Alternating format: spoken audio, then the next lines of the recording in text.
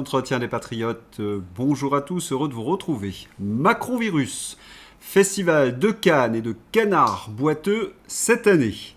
Foncecapa, détournement de fonds confirmé. Interview exclusive de Pierre-Yves Rougeron, ses mesures pour sauver l'école.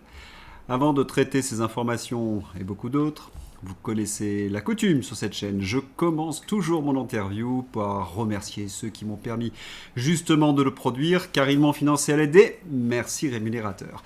Et aujourd'hui, ils sont à l'honneur des fidèles parmi les fidèles, Pierre Bourdin, Christian, Alrythme, Philippe Bohen et Lily Lamontagne. Merci à eux du fond du cœur. Et puis je tenais à vous remercier pour votre soutien incroyable. Oui, il faut aider la réinformation en ces temps de très graves menaces sur la liberté d'expression. Comment faire ? Eh bien, c'est simple, il suffit de lever le petit pouce, écrire de gentils messages, diffuser sur d'autres réseaux sociaux, et puis surtout, n'oubliez pas d'activer votre cloche notification. Merci à tous. Retour sur Manu, le séducteur de femmes. Quel joli plan média organisé par l'Élysée. Et oui, ça a été bien huilé. Vous avez ce journaliste tardif qui vient faire le buzz sur un média proche de l'Élysée pour mettre en place les éléments de langage. Une autre journaliste les reprend, Catherine Ney, qui nous explique quel couple formidable. Et enfin, les artistes qui font là où on leur dit de faire. Virginie Lemoine. Mais il a un côté très dandy séduisant, il a un côté très héros de série des années 60 avec sa voiture de sport. Je trouve qu'il a quelque chose de parfait. Donc avec les lunettes, je trouve que ça accompagne ce personnage-là. C'était cohérent au fond. Oui, tout à fait, oui. Elle me fait penser à une connaissance journaliste, nous dit Béatrice Rosen, qui m'avait dit avoir voté pour Manu parce qu'elle le trouvait beau. On est dans une idiocratie totale. Mais comment on sort de cette matrice ? En même temps, comme dirait l'autre, c'est une belle photographie de ce qui reste de la Macronie. Des journalistes aux ordres, des courtisans et des has-beens. Le résultat de ce narratif, plouf. Il faut dire que lorsque quelqu'un en est à mettre en scène son hétérosexualité, c'est qu'il y a quelque chose qui cloche. J'en dis pas plus. Manu peut donc s'agiter, lui et la Trogneux d'ailleurs, ils sont définitivement détestés. Et pendant que la France se serre la ceinture, débauche de paillettes dans le sud, c'est le festival de Cannes et de canards boiteux, avec Jean-François Copé.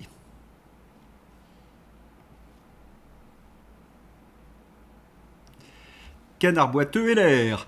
Un nouveau type de virus cette année au Festival de Cannes, le macronavirus. Et une question qui se pose, la palme d'or serait-elle désormais remplacée par l'étron d'or ? Copé et Aurore Berger sur les marches du Festival de Cannes. C'est quoi la prochaine étape ? Marc Dutroux au bras de Sandrine Rousseau ? Il faut quand même rappeler que Jean-François Copé, c'est le traître avec un T majuscule. Quant à Aurore Berger, faudrait un petit peu qu'elle nous explique son rôle dans les crèches Babylou. Alerte info. Merci à Madame Goulet, sénatrice, d'avoir interpellé Macron et Lecornu sur la présence d'Aurore Berger à Cannes, alors que son poste ne le justifie aucunement. Selon les sources, la ministre serait descendue à l'hôtel Martinez, dont le tarif pour une chambre d'entrée de gamme s'élève à environ 2 à 3 000 euros la nuitée. À l'heure où les Français sont à découvert le 5 du mois et où Lecornu annonce que la baisse des taxes sur le carburant est impossible compte tenu des finances exsangues de la France, les dépenses de Berger à Cannes passent mal, très mal. Les abus indus de la Macronie sont insupportables. Dans une certaine mesure, c'est la confirmation que les macronards nous font du cinéma depuis le début. Peut-on avoir pire ? Mais oui, avec Najat. Najat s'expose devant les photographes du Festival de Cannes. Najat a été nommé en 2025 en tant que conseiller maître en service extraordinaire, nommé à vie pour 10 000 € par mois, par piston, sans aucune des compétences requises. Elle vient se faire admirer au Festival de Cannes tout en prétendant lutter contre la pauvreté extrême. Ce sera difficile de faire plus obscène. Le socialisme est le cancer de la France. Et quelle est la priorité des priorités pour cette socialiste? Vous avez deviné? Najat, conseillère de la Cour des comptes, 10 000 euros par mois, soumis au devoir de réserve des agents publics, se rend chez Mathieu Pigasse pour demander la censure de X, oui, des réseaux sociaux. Ceci explique cela, quand tu es socialo, tu n'aimes pas que les Français te rappellent démocratiquement que tu es un parasite. Jacques Legros. Festival de Cannes, c'est quoi? C'est un rassemblement de trous du cul Oh là qui posent devant des photographes dans des tenues incroyables, sont dits. rien que pour paraître. Les termes ont été Et qui énoncés. n'aiment même pas le vrai cinéma populaire, c'est que des films qu'on n'ira même pas voir. Alors, je suis désolé. Très juste, il n'y a rien à rajouter. C'est le moment de faire le bilan de la semaine dernière. Oui, la semaine dernière, les médias ont consacré l'essentiel de leur temps à traiter le tatavirus, 0 mort en France, le festival de Cannes et de dinde, Berger, Najat, Copé, Canard boiteux, LR aux socialistes, Macron, séducteur de femmes, aux amours platoniques, mort de rire, des choses à cacher. Oh oui, d'ailleurs, il y a tant de nouvelles défavorables au pouvoir que même dans la réinformation, nous avons du mal à suivre. Nous faisons le tri donc. Alerte rouge, France, le 15 mai 2026, le taux d'intérêt des obligations d'État à 10 ans a atteint 3,97% au plus haut depuis le 11 juin 2009. Et ce n'est malheureusement pas terminé. Une véritable catastrophe pour l'économie française. Macron, l'arnaque au grand jour. Et c'est toute l'histoire de la Macronie, c'est l'histoire d'une grande tromperie. À l'époque, on nous a présenté Emmanuel Macron comme le Mozart de la finance. Oui, ça on n'a pas oublié. C'était le nouveau monde, c'était la Startup Nation. Il allait transformer la Seine-Saint-Denis. Il était jeune, il parlait couramment anglais, etc. Et voilà. puis depuis 10 ans... 10 ans de socialisme macronard plus tard, la France est ruinée. Ou plus exactement, pillée. Mediapart. Les autorités n'ont jamais enregistré autant de faits de corruption en France. La France bat un record historique de corruption sous Emmanuel Macron. 1125 infractions à la probité en 2025, plus 45% depuis 2022. Trafic d'influence, détournement de fonds, favoritisme. Il était arrivé pour moraliser la vie publique et c'est l'inverse qui est arrivé. Pour illustrer cette dérive, rien de tel qu'un exemple concret. L'affaire Samuel Paty. Rappel, l'assassinat de Samuel Paty est bien le fruit d'une succession d'abandons, de dysfonctionnements, de lâcheté et d'aveuglement. Sans être manichéen, le film L'Abandon pointe les défaillances de la police, la couardise et la soumission d'une petite minorité du corps enseignant. N'hésitez pas à aller voir donc ce film L'Abandon. Je sors du cinéma, nous explique Vincent Lapierre. Je viens de voir le film sur les derniers jours de Samuel Paty. C'est une épreuve presque physique. Je vous conseille d'aller le voir. Je ferai peut-être une vidéo à ce sujet. Suite à la mort atroce de ce professeur, émoi national, la Macronie se devait de communiquer. Non, communiquer, bon, pas plus. C'est la grosse Marlène qui s'y colle, mise en place d'un fonds pour lutter contre la radicalisation. Quelques années plus tard, Marlène Schiappa et ses potes ont bien utilisé l'argent du fonds Marianne, qui était destiné à financer des projets de lutte contre la radicalisation, pour leurs dépenses personnelles. Et cela n'a pas l'air de choquer grand monde. Oui, nouveau rebondissement dans le scandale des fonds Marianne. Le fonds Marianne, lancé en 2021 par Marlène Schiappa après l'assassinat de Samuel Paty, était doté de 2,5 millions d'euros. Mais l'affaire prend un nouveau tournant. 4 anciens membres de l'association sont désormais mis en examen pour détournement de fonds publics en bande organisée. Au cœur du dossier, 266 000 euros de subventions publiques. Une partie de l'argent réservie à des dépenses personnelles, avances de trésorerie, appartements de fonction et gros 4x4. L'enquête cherche désormais à savoir comment cet argent destiné à la lutte contre la radicalisation a réellement été utilisé. Il est également bon de rappeler qu'une commission d'élus a mis en lumière que les fonds Marianne a servi à financer Rudy et ses petits copains fact-checkers.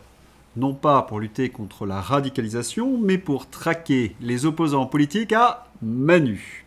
C'est infâme.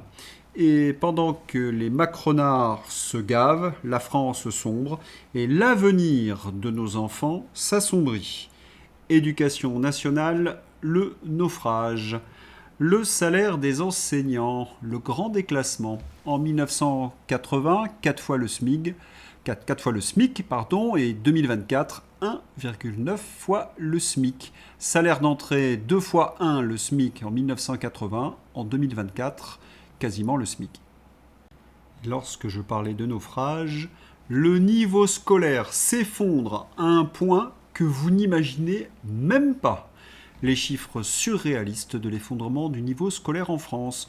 On a perdu 2 ans de niveau en maths et certainement 3 ans en français.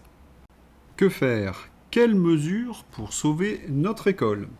J'ai interviewé Pierre-Yves Rougeron, ardent défenseur de la cause souverainiste et du Frexit. On écoute. Moi, si vous voulez, je pense qu'il faut faire une grande réforme et pas y toucher pendant 5 ans après. C'est-à-dire qu'il faut avoir une réforme qui va du statut de l'enseignant, de sa formation, sa rémunération, etc., jusque, grosso modo, jusqu'à l'autonomie de la recherche, etc. Mais il en faut une seule, à mon sens, parce que c'est un corps très lourd et qui doit implémenter de manière très longue. Ça sert à rien de faire une réforme tous les 2 ans, les profs ils comprennent plus rien, plus personne n'y comprend plus rien. Il faut avoir une réforme et au bout de 3-4 ans, on fait une barre de correction là où c'est nécessaire. Donc, premièrement, les enseignants doivent être beaucoup mieux payés. Le problème, c'est comme vous le savez, il y a le problème du statut. Parce que si vous payez mieux les enseignants, mais vous êtes obligé d'augmenter le salaire des recteurs d'académie qui est tout à fait confortable. Vous êtes obligé d'augmenter toute la hiérarchie. Donc, et ça, c'est hors de question. Je suis désolé, j'ai des amis qui sont recteurs ou inspecteurs d'académie. On va arrêter. Enfin, ils vivent bien. Non, faut pas déconner quand même. Si vous voulez, c'est comme le syndicat de certaines spécialités de médecine qui veut à tout prix que si on augmente les infirmières, on les augmente eux. Un moment, il faut arrêter de déconner. Et je pense que pour ça, il faut maintenir le statut pour les catégories B et C de fonctionnaires, mais je pense qu'il faut passer une part de la catégorie A dans quelque chose d'autonome du statut. Ça ne remettra pas en cause l'autonomie et la liberté des enseignants par rapport aux pressions locales et à la corruption, mais ça libérera les enseignants d'une partie de la servitude administrative. Ça, c'est pour moi le premier point. Les profs doivent être mieux payés. En contrepartie, les profs doivent être mieux formés et mieux évalués. D'accord? Ah oui, ça, l'évaluation. Pour qu'on puisse les évaluer, il faut leur donner une autonomie. Je vais vous raconter une histoire. Je vois une génération de jeunes profs aujourd'hui formidable. C'est-à-dire, ils y vont avec un esprit de croisée. Ils sont brillants comme tous. Et le pire, vous voyez où on en est, c'est que quand on les croise, on a envie de leur dire, mais tu pouvais devenir tellement plus que prof. Ouais, c'est Ça, quelque déjà, chose c'est qui... mauvais. Ça, déjà, Ah ben, c'est mauvais. ça m'a fait souffrir pendant des années. Hein. Ça, Hein à titre personnel, quelle Ah. idée! Et, Quelle idée! oui, et quelle idée, tu vois, quand les meilleurs ne veulent pas transmettre, c'est que la société, elle est pas malade, elle est foutue. Bon, point. Ouais. Donc, Et il y a quelque chose aussi que je voulais ajouter, dans la génération, donc nous, les générations des années 90 de professeurs, quand vous avez autour de vous des amis très brillants qui jettent l'éponge au bout de 4-5 ans en disant non, je ne veux plus faire ce métier, c'est aussi un drame. C'est-à-dire que c'est le Mais je nombre suis de d'accord. démissions. Ouais, ouais. C'est le nombre de démissions. Et le nombre de démissions, quand on se penche sur le sujet, il n'est pas lié aux élèves, la plupart du temps. Il est lié aux collègues. Il est lié Alors, à là, l'administration. je vais vous arrêter, Pierre-Yves. C'est quelque chose que je répète depuis le début. Les élèves, ils sont ce qu'ils sont. Et si on a choisi le métier d'enseignant, c'est qu'on les apprécie, de toute façon. Moi, j'étais professeur de lycée, bon, je les connais bien. Mais les collègues, c'est quelque chose qui fait Collègues. souffrir. Ah, et particulièrement le collègue écologiste, le collègue socialiste, le Le collègue délateur. Moi, quand je vois ce qui est délateur. arrivé à mon ami Loïc Chéniaud, qui se fait inspecter parce qu'un de ses collègues avait inventé de toutes pièces qu'il aurait fait une remarque sur le 11 septembre, tout est inventé de A à Z. Or, je vous reprends mon histoire, je vois un jeune type remarquable. Euh, et il se met dans la tête, il se dit, alors lui, il part d'un truc qui est très simple, c'est que l'enseignant doit pouvoir, enfin disons que l'enseignant doit jamais se reposer sur son statut vis-à-vis des élèves. Il faut toujours les pousser à fond. Et il se met dans la tête d'apprendre la méthodologie de la dissertation à des cinquièmes. En un mois, c'était fait. Plus des 2 tiers en étaient tout à fait capables. L'inspectrice passe, s'en rend compte, tape sur les doigts.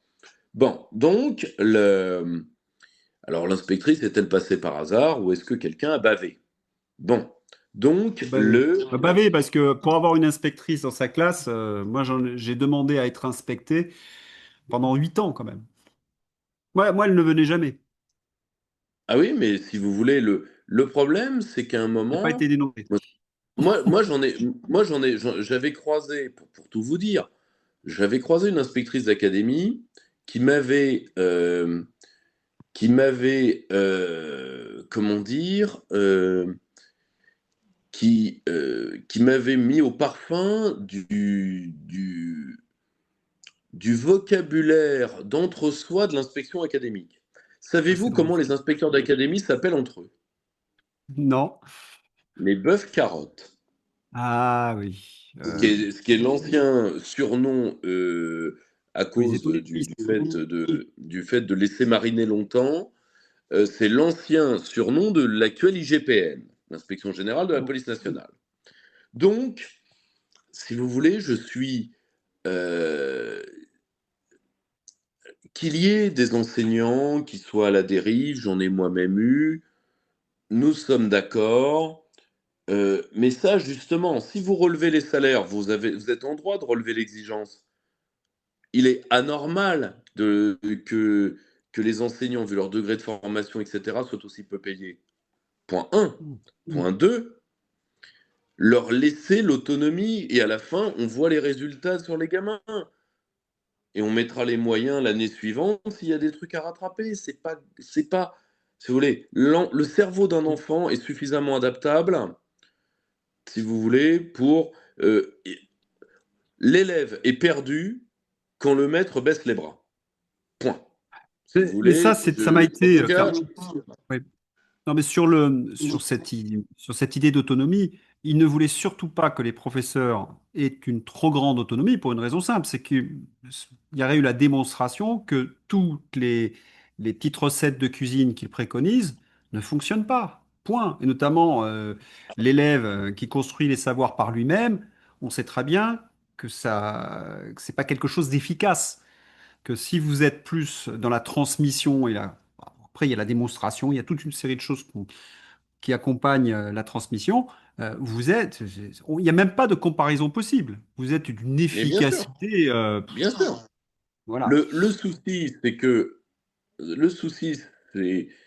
la génération pédagogique part à la retraite. Et d'ailleurs, ça se voit y compris politiquement. Aujourd'hui, le vote enseignant d'active s'oriente vers les partis nationaux, les partis qui sont même pas de gauche, qui sont décadentistes, reposent En Marche compris sur le vote de retraités de l'éducation nationale.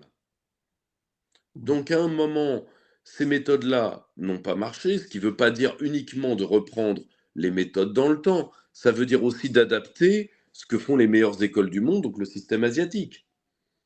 Alors que je connais assez bien, je pourrais en parler, J'imagine, oui. je le connais très très bien. Petite anecdote personnelle, il y a quelques années, je faisais passer le bac à Singapour. J'étais sur Hong Kong, donc c'était les deux Ah la bahuts qui, vache. généralement, voilà, Ah, voilà. ouais. Et dans l'ascenseur, je Un croise rêve qui? d'enseignant. Voilà, je croise qui? Villani. Et qu'est-ce qu'il faisait? Tiens, Voilà, et alors, Spider-Man.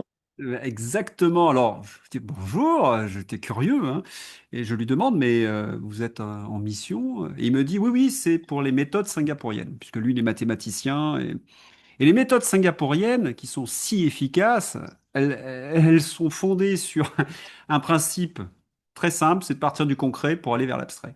C'est-à-dire, les mathématiques des années 60, avant les mathématiques nouvelles des années 70, en fait. C'est simple. Eux, c'est toujours partir de l'exemple du concret pour arriver à l'idée générale, qui est le principe de la démonstration que nous, on faisait lorsqu'on faisait des leçons de grammaire, à côté, évidemment, de leçons traditionnelles. Voilà le secret des mathématiques chez les Singapouriens. Et qu'on retrouve également à Shanghai, à Hong Kong ou en Corée, Ils ont gardé les anciennes maths. voilà, tout simplement. C'est le- c'est le- mais je le vois avec le brio de certaines écoles africaines qui, elles, ont gardé les manuels des Pères Blancs. Bon, Bah, si vous voulez, bah, c'est-à-dire quand même, l'Occident dans son entier, hein, parce que la France pleure, mais il faut voir les autres. Hein. Moi, j'ai vu les statistiques allemandes de maîtrise de la lecture. Je peux vous assurer que ça laisse rêveur. Hein. Ça laisse l'Angleterre. rêveur, y compris en Allemagne de l'Est, qui pourtant avait des restes soviétiques. Hein. Ce qui en éducation n'était pas rien. Hein. Donc, alors bien sûr, bon, la Grande-Bretagne, elle est comme la France, comme une partie de l'Allemagne, coupée en deux dans son système éducatif aussi par la question migratoire, parce que là, il y a le problème de l'élève, mais justement, il faut prendre l'élève tel qu'il est. Alors oui, des groupes de niveau, et je pense, alors là, je vais peut-être vous choquer, la fin de la mixité scolaire dans les basses classes. Moi, Alors, j'ai élevé garçons et filles, ce n'est pas la même chose. oui, alors, moi, je suis pas Navré. contre ça, c'est une idée. Il me semblait que la mixité, c'était à partir du lycée. Moi, c'était l'idée qu'on avait en groupe. C'était une possibilité, mais Non, mais c'est ce que je vous surtout, dis dans les basses, parce que là, classes, c'est ça, oui, non, mais on est tout à fait d'accord. parce que dans les bases pour les petits, au collège, ça permettra aussi de laisser des garçons être des garçons, parce que si vous voulez, on va se parler franchement d'enseignant à enseignant. Pourquoi on a féminisé à ce point le système éducatif dans ses valeurs? Je ne parle pas de nos collègues très estimés, c'est pas la question. Ça n'a rien à voir. On a féminisé les valeurs de l'éducation tout simplement parce que on voulait des élèves malléables. Et il est vrai que c'est plus facile de faire classe à des jeunes filles, particulièrement à l'adolescence. C'est vrai. Le type de cerveau, désolé, la psychologie évolutionniste a fait des bonds en avant gigantesques là-dessus. Donc, à un moment, et ensuite, de les libérer ensemble à partir du lycée, ils seront très contents de se retrouver. Ça Peu de plaisir. permettra aussi, le, et aussi, ça permettra, comment dire, d'éviter une sorte de sexisme à rebours qui a été créé par notre système éducatif actuel, qui est de pénaliser les garçons parce que garçons, à un moment, Absolument. stop. Et Et ça permettra, je le dis pour nos amis féministes, même si elles devraient se méfier de cet argument, parce que c'est un argument à biface, ça permettra que certains garçons laissent les filles tranquilles pendant leurs années en fleurs, donc vous devriez être contente, plus de harcèlement sexuel à l'école, même si je pense que quand nous aurons réglé le problème migratoire, le problème se réglera de lui-même. J'en dirai pas plus pour ne pas déraper, parce que, comme dit le proverbe, orage de mes dérapages. Voilà. puis, il y a aussi quelque chose qu'il faut ajouter, c'est l'idée que je trouve démente des ZEP. zones d'éducation prioritaire, puisqu'à partir du moment où il n'y a plus d'orientation dès le CM2 ou en classe de 5e, on a constitué des établissements ghetto, que j'ai très bien connus, hein, j'y ai enseigné, et à un moment donné, on ne peut pas enseigner avec 28 élèves en très très grande difficulté. C'est-à-dire que ce n'est plus possible. C'est de l'ordre de l'illusion. Évidemment, Donc les ZEP, évidemment. Mais là, c'est quelque chose mais c'est quoi à... les ZEP? Les ZEP, c'est la partie éducative de la politique de la ville. Mm, C'est les government plantations. mm. Comme disent nos amis émancipés du Parti démocrate américain, intellectuels afro-américains, c'est les government plantations. C'est-à-dire, on va planter de la politique de la ville pour avoir des solidarités communautaires et du clientélisme communautaire, c'est-à-dire que je vous laisse dans la merde, mais je vous donne la béquée, et en échange, vous m'aidez à administrer le territoire. Ce n'est rien de plus que ça. Les ZEP n'ont rien donné. Elles ont englouti un fric considérable pour des résultats tout à fait médiocres. Ce n'est pas Oh, du c'est tout même la faute nul, des hein. personnels. Voilà, C'est pas du tout la faute des personnels. C'est non. le fait qu'on ne vide pas la mer avec les mains, aussi brave qu'on soit. Bon, donc, si les Bretons n'ont pas pu le faire, c'est que c'est pas possible. Donc, le problème, c'est qu'on a voulu administrer ces territoires-là comme ça. Hein, parce qu'après, une fois qu'ils sont pétris de ressentiment contre la France, qui a pourtant tout fait pour les éduquer, mais une fois qu'ils sont pétris de renseignements, ils sont mûrs pour touche pas à mon pote. Hein, et pour Ouais. devenir la bonne clientèle ethnique qui va de Mélenchon à Macron. Parce que je rappelle que le clientélisme ethnique, alors vous inquiétez pas, hein, la droite molle s'y mettra, hein, s'y met avec Édouard Philippe, mais on est quand même dans du cousinage. Et en réalité, personne ne veut que les enfants de l'immigration s'assimilent par l'école. Personne. Surtout pas. Ah, Surtout mais c'est- pas. Parce que sinon, une partie de cette enfance de l'immigration, pas la racaillocratie. La racaillocratie, c'est pas un problème scolaire, c'est un problème judiciaire. C'est pas le même problème. Mais sinon, toute la partie qui est assimilable, eh bien, une partie de nos élites peuvent les craindre. Et ça, je le vois. Je le vois à travers les minorités qui, justement, s'assimilent par l'école. Comment ça se fait, par exemple, que le seul racisme en France qui soit presque autant toléré que la francophobie, qui est quand même le racisme le plus développé en France, hein, ce on est soit le d'accord. racisme anti-asiatique. Exactement pour ces raisons-là. Tu vois. Et d'ailleurs, une fois Ah, c'est parce que... que c'est justement le contre-modèle. C'est Ils aiment exactement bien. le contre-modèle.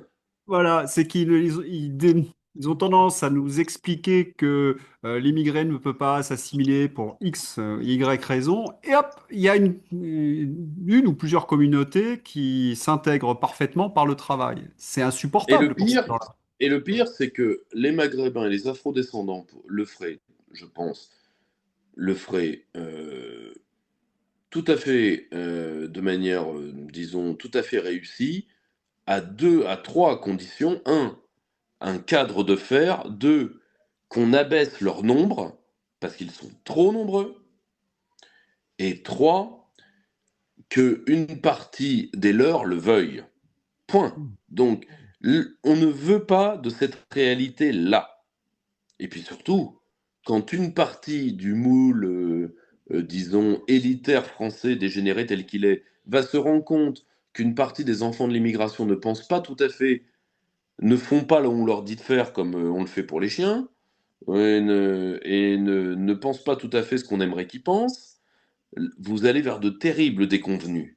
Donc, sincèrement, tout le monde est content que l'éducation en France soit flinguée, et Bah, je pense que aussi, si nous arrivons à savoir quel type d'homme nous entendons créer, parce que le problème d'un système éducatif, c'est la vision de l'homme qu'il va donner. Aujourd'hui, on est aujourd'hui, si jamais on a une vision de l'homme à donner par l'éducation, si j'en crois les manuels qui me font pester de ma fille aînée, donc qui a 11 ans, c'est un individu empathique. Vous savez, ces individus empathiques qui ont ouvert une sorte de prêtrise bienveillante pour société mourante, et alors aussi avec un très fort accent naturaliste. Là, par exemple, j'ai vu que les cours de géographie pour des CE1, CE2, CM1, CM2 ont été largement remplacés par de l'écologie urbaine.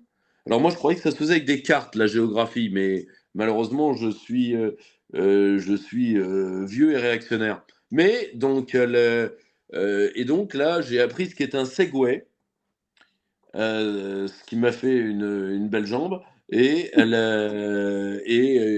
si vous voulez, je préférais que ma fille sache jouer le Yangtze Kiang plutôt qu'elle sache où sont les Segways. Mais, mais vous voyez ce que je veux dire, c'est on n'a pas de vision prométhéenne par rapport au savoir, on n'a pas de vision... on a perdu comment dire, cette volonté des hommes de la Renaissance. Euh, on ne pense pas que le savoir puisse encore changer et améliorer la condition de l'homme. Il y Si vous avait, il voulez, y avait moi, ce, oui, c'est ce qu'on appelle le vrai défi humaniste. Il y avait Erasme, moi j'aime beaucoup cette phrase, on ne naît pas homme, on le devient. Ça a été évidemment paraphrasé par Simone de Beauvoir dans un sens tout à fait détestable, oh, mais ne la critiquez pas, c'est dur d'avoir les mêmes initiales quand vous êtes prêtresse féministe et riche. C'est dur d'avoir les mêmes initiales que salle de bain. La- la- Pour ceux qui vont hurler, cette vanne est d'une humoriste que je déteste, qui est Blanche Cardin. Donc, pour ceux qui vont hurler, cette vanne a été faite par une femme. Donc, voilà. mais vous voyez, on ne croit plus. Mon père, que j'adorais et qui nous a quittés récemment, était positiviste. Il croyait en l'homme plus qu'en tout. Et parfois, moi j'ai été élevé dans les théories non conformistes, réactionnaires, conservatrices, archéofuturistes, bon, tout ce qu'il ne faut pas penser, quoi. Et parfois, je me disais qu'il pouvait être naïf dans sa croyance dans l'homme, et aujourd'hui, cette croyance me manque. Parce que je préfère 100 fois ça à la vision larvaire qu'on donne à nos gamins, c'est-à-dire qu'ils n'ont pas le droit d'avoir de grands rêves. C'est mon ami Idriss Aberkan qui a raison une fois de plus. C'est-à-dire que Jules Verne 2027. Non mais vous voyez ce que je veux dire, je préfère ça à une sorte de misérabilisme. Moi, si vous voulez, je vais vous donner un exemple. C'est l'homme Je vous soja, donne- c'est-à-dire qu'ils Non, sont en mais, train de... bah, oui, mais vous y voyez les problèmes anthropologiques que ça pose, Ah, mais l'horreur c'est que ça terrifiant. donne. C'est Ah, non, mais c'est terrifiant. vous savez, il y a des cahiers de vœux. Il y a des cahiers de vœux pour les gamins dans l'école de ma fille. Et je tombe sur qu'est-ce que tu feras plus tard? Alors, ma fille est state parce que elle aime l'art, mais en même temps, elle aime les professions constabulaires. Après, elle a 11 ans, hein. Bon. Oui, mais Donc, ça... et là, il y en a un qui écrit YouTubeur et si je rate, livreur KFC. Secours, quoi. Mais qui a mis ça dans la tête d'un enfant? Qui est l'assassin qui a fait ça? Qui a fait Ouais. ça? Et on laisse faire ça. Point. Repose sur les adultes. Quand on laisse faire ça, c'est aussi pour ça que je déteste la théorie pédagogique de l'élève créateur. Parce Ah, que c'est... l'élève créateur, ça permet à l'adulte, alors premièrement, ça a de très mauvais relents, parce que je vous rappelle que c'est les théories des années 30 en Allemagne, hein, quand même. Oui. Ça a de très très mauvais relents, mais qui ont été recyclés par une partie de l'extrême gauche, qui a d'ailleurs, Michel Arouimi a écrit de très belles choses là-dessus. Mais surtout, c'est une théorie qui enlève toute responsabilité Et surtout, ça à fait de l'adulte. l'enfant, oui, et ça fait de l'enfant une véritable éponge parce que on manipule le gamin en lui faisant croire qu'il construit son savoir alors qu'il n'est que manipulé. Dans l'éducation plus ancienne, il y avait Condorcet, l'idée c'était de créer un individu, un citoyen d'ailleurs, indépendant, qui pensait par lui-même. Or, leur but, il s'était dit, d'ailleurs quand j'étais aux UFM, c'était de produire à la chaîne des progressistes. Ils ne s'en cachaient pas. D'ailleurs, quand il tombait sur un professeur de droite dit de droite comme moi, c'était une inquiétude, toujours. Mince, Si vous dangereux le voulez, je professeur de suis... droite. Hmm. Si vous voulez, qu'on le veuille ou pas, l'éducation, et ça n'est pas du tout le fait de faire des clones. Si vous voulez, je n'ai aucune affection pour Another Brick in the Wall. C'est pas la Hmm. question. Le... C'est que l'éducation est une pastorale. C'est-à-dire qu'il faut emmener l'enfant jusqu'au point où il sera suffisamment fort, comme le dit très bien l'éducation asiatique, imiter le maître, rompre avec le maître, se réconcilier avec le maître. Et c'est comme ça qu'on fait des hommes libres. Et à titre personnel, je ne crois anthropologiquement qu'à ça. Et c'est pour ça qu'aujourd'hui, voilà, moi j'ai toujours apprécié l'héritage des Lumières, donc j'ai jamais été réactionnaire au sens strict, mais je pense que si on n'insuffle pas cette grande ambition avec cette grande idée de l'homme, on pourra faire toutes les théories d'éducation qu'on veut, on n'y arrivera pas. Là, le problème, c'est que nous préparons par l'école les armées de réserve dont la forme capitale a besoin.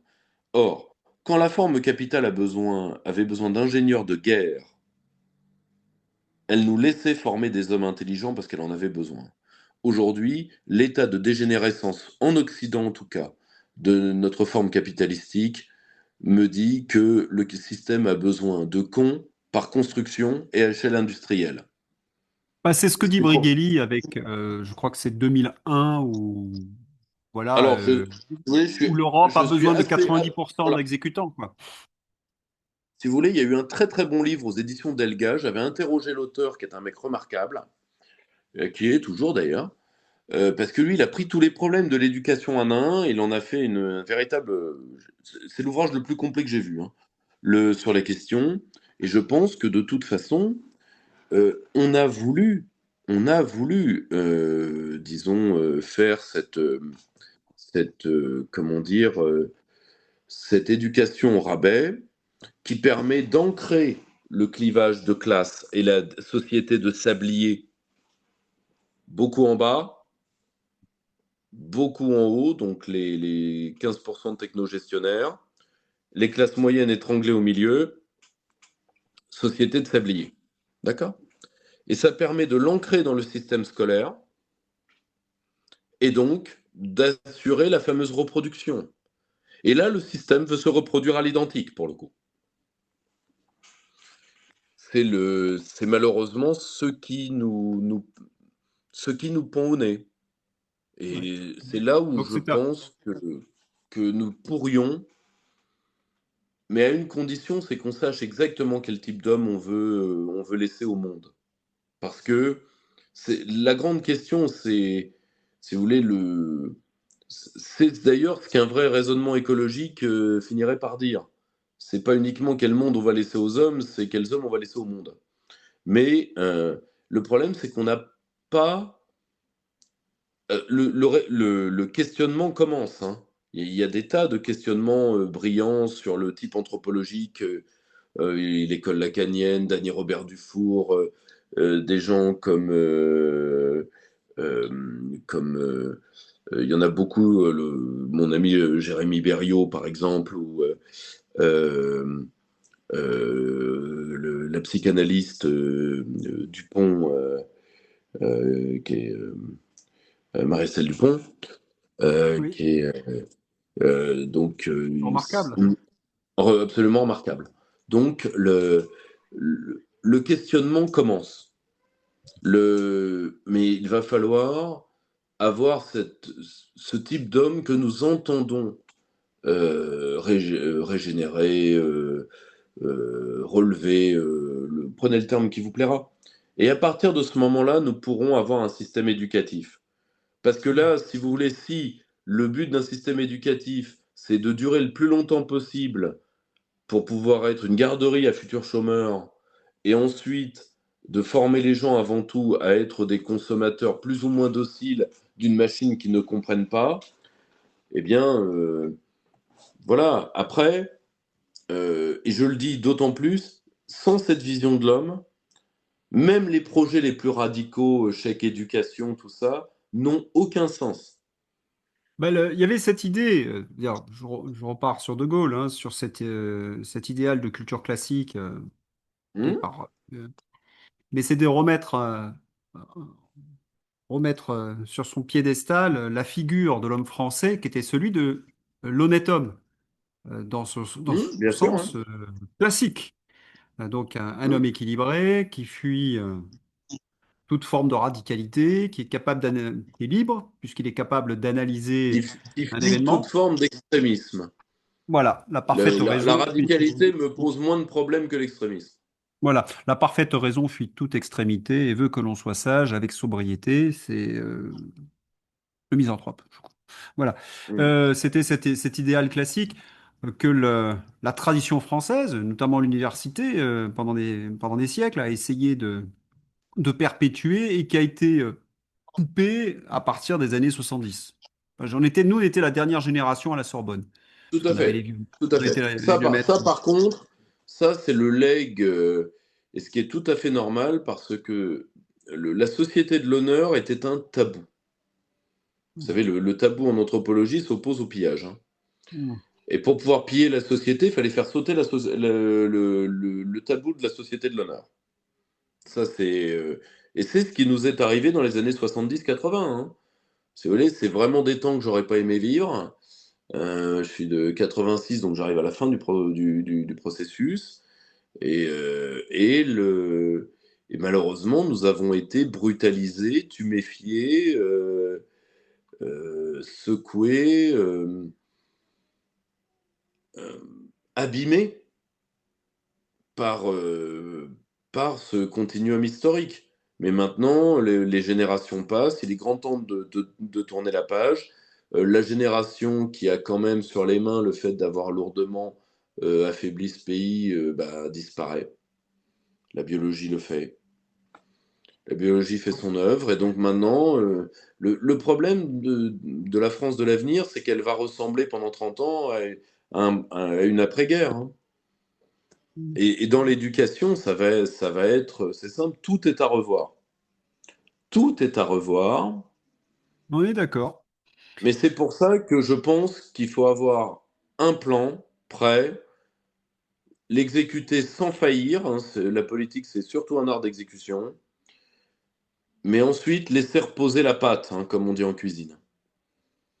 Vous voyez, le pire, moi par exemple, je suis aujourd'hui pour quasiment qu'on chiffre les réformes. C'est-à-dire qu'il n'y ait plus de réformes nominales. Parce que sinon, Bah, c'est chaque politicard en veut une. Vous voyez? voilà, Chaque politicard en veut une. Et dans l'éducation, ça a été une catastrophe, ça. Donc, je oui. préfère qu'on fasse une réforme, qu'elle porte le nom 2222, c'est engageant comme aller chez le dentiste, mais, euh, mais, mais, oh, mais il faut dépersonnaliser, particulièrement dans l'éducation nationale, l'enjeu politique. Parce Ah, que puis c'est quelque chose en France qui déjà, les profs n'existe ne le pas à supportent l'étranger. pas. Voilà. Ouais. Bien sûr, Ça n'existe. les profs ne le supportent pas. Oui. Les profs ne le supportent pas. Et parce que les profs, après, se personnalisent leur rapport avec le ministre, plus que les flics, ou plus que l'armée, etc.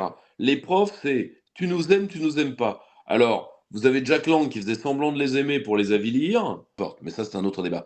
Mais vous voyez, les enseignants ne sont pas un public totalement comme un autre. Alors, chaque ministre veut les caporaliser pour dire, vous avez vu, je les fais marcher au pas, je suis un vrai politique. Non, vous voyez? Ouais, et puis comme je le disais en début d'interview, comme l'éducation nationale est quand même phagocytée par la gauche, la droite a toujours Hum. eu peur de mettre les enseignants et les élèves dans la rue. Donc, ils ont préféré co-gérer avec le SNES, par exemple, Bayrou, hein, en Bien 93, sûr. et puis par la suite Qui aussi. a été l'un des pires. Ah ouais. D'ailleurs, qui a été l'un des pires en tout, mais en ça particulièrement. Mais déjà, moi, si vous voulez, je vais très loin hein, dans mes idées éducatives. Hein. Je ne comprends pas le terme même de syndicat étudiant. Moi, moi c'est des élections auxquelles j'ai jamais voté. Je ne comprends pas. C'est bien ça. Ouais. Si vous voulez, je ne comprends pas. Et les syndicats Euh, lycéens, c'est encore plus alors, un ubuesque. syndicat lycéen, c'est encore pire, si vous voulez. Mm. Utilité. Mm. D'accord? Mais Mm. d'avoir des syndicats étudiants qui ne servent que de pépinière au PS, qui servent, dont tous les cadres, moi je voyais des mouvements comme l'UNI, où les cadres ont 45 ans au garrot. Enfin, moi je veux bien qu'il y ait des représentants étudiants à de 45 ans, mais à un moment, stop. Vous Mm. voyez ce que je veux dire? Puis si on doit sortir les dossiers avec des Julien Drey, des Cambadélis, Ouais. Et après, des thèses fictifs à la fac de Vincennes. Parce que ça c'est allé jusque-là. Enfin, c'est allé jusque-là. Donc, bah, à un moment, tout doit être remis à plat. Et alors après, je le dis, si les enseignants ne le veulent pas, je pense que là, il faut proposer un contrat à la profession d'enseignant, c'est-à-dire de doubler le statut. C'est-à-dire qu'il y a des gens qui vont accepter des choses et des gens qui vont les refuser. Très bien. Et ça, après, bah, c'est- on remplacera poste à poste. C'est bah, aussi simple que ça. ça, Je c'est une. préfère ça au chèque éducation ou à la privatisation globale, parce qu'à un moment, ça se terminera comme ça. Bah, c'est le Ou pire. système anglo-saxon et c'est ce qui nous pend au nez, hein. Si le système éducatif s'effondre encore plus, il n'y aura plus qu'un système privé et de facto, il mourra de sa belle mort. Oui, il sera marginal Ah, et mais je pense que c'est ce qui est vivement encouragé, et comme ça, on se débarrasse du bâton merdeux. À titre personnel, je pense qu'un pays comme la France doit avoir des ambitions un peu plus élevées que ça. bien sûr, bien sûr. Voilà. Bah, merci beaucoup, Pierre-Yves, pour cette Merci analyse Louis, à une brillante. prochaine certainement.